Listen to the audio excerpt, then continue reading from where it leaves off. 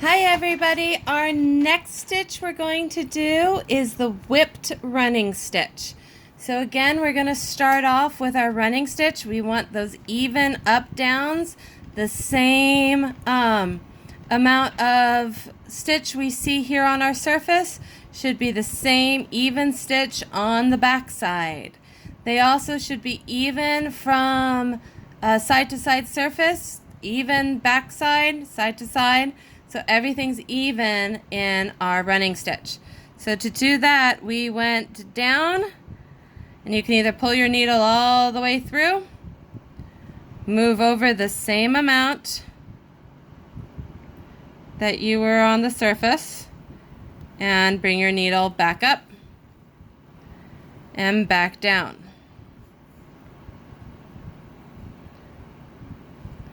So we're going back and forth in those same even stitches. Once you've completed your running stitch, we're going to switch colors of thread on our needles.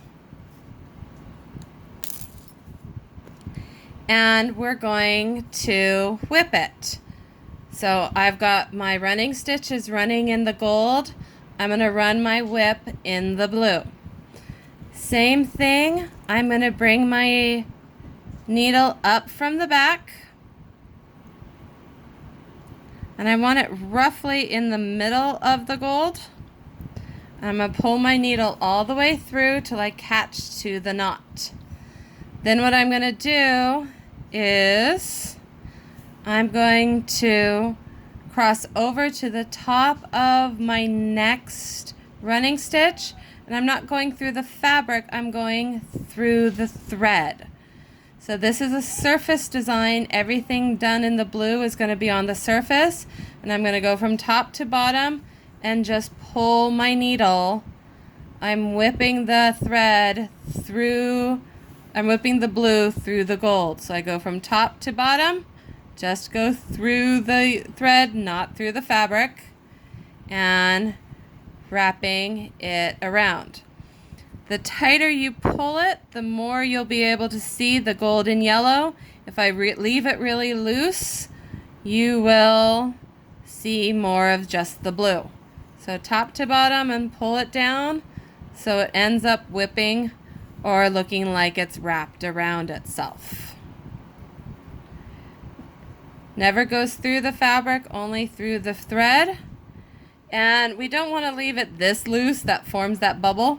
So we just kind of keep pulling, and we run one at a time, making sure you catch the whole, don't split the gold thread or whatever your color your bottom is, that you're through the thread to the cloth on the other side.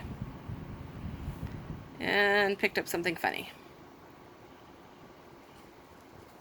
So this is our whipped stitch, and it's just whipped around our running stitch. Could do this in the same color, so it's tone on tone. I like doing it in two colors. You could also whip a third color through it. My suggestion is, if you do whip a third color, go the same direction as you're whipping the first one.